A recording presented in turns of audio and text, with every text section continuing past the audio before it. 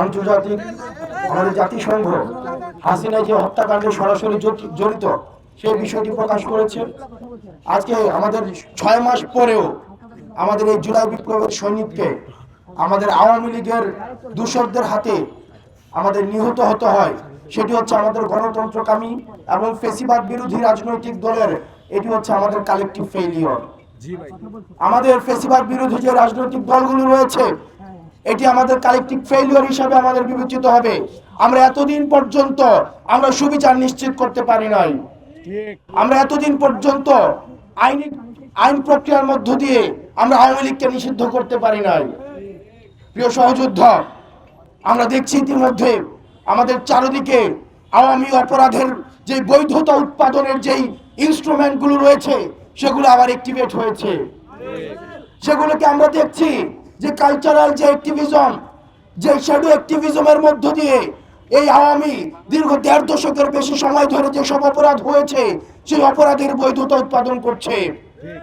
আমরা স্পষ্ট করতে চাই, এই 5 আগস্ট পরবর্তী সময়ে এই বাংলাদেশে আমরা এই ভূখণ্ডের আমরা দেখেছি আমাদের সার্বভৌমত্ব এবং স্বাধীনতা বিকিয়ে দিয়ে আওয়ামী লীগ তার ক্ষমতা টিকিয়ে রেখেছে।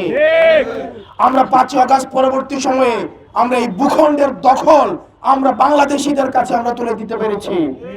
এই 5 আগস্ট পরবর্তী সময়ে আমাদের এই ভূখণ্ডের মধ্যে হয় আওয়ামী লীগ থাকবে, না হয় আমরা থাকবো। আমরা একসাথে থাকতে পারি না। এই অন্তর্বর্তীকালীন সরকারকে আমরা আহ্বান জানাচ্ছি, আওয়ামী লীগকে নিষিদ্ধ করার জন্য, আওয়ামী লীগকে বিচার দ্রুত করার জন্য আপনার আর কি কি প্রয়োজন? ইতিমধ্যে আইনাঘর উন্মোচিত হয়েছে। দীর্ঘ 1.5 দশকের বেশি সময় ধরে মানুষের অধিকার লুণ্ঠিত করা হয়েছে। গুম, খুন, হত্যা, এগুলো ছিল আওয়ামী লীগের ক্যালেন্ডার ওয়ার্ক।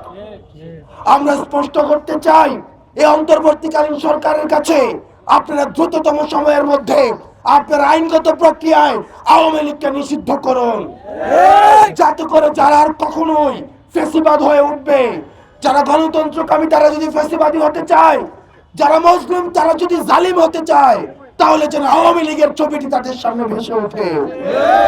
আমরা আমাদের ভাই কাশেম হত্যার জন্য কাশেমকে সামনে রেখে, কাশেমের লাশ সামনে রেখে আমরা শপথ গ্রহণ করছি, কাশেমের এই রক্তের দায়ভার আমাদের উপরে, আমরা আওয়ামী লীগকে নিষিদ্ধ করে ছাড়বই।